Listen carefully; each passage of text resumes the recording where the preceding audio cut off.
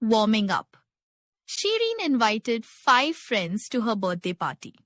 She wants to share 20 chocolates among them equally. Let's see how she did this. Step 1.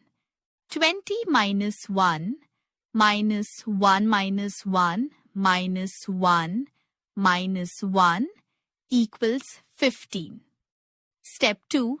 15 minus 1 minus 1 minus 1 minus 1 minus 1 equals 10.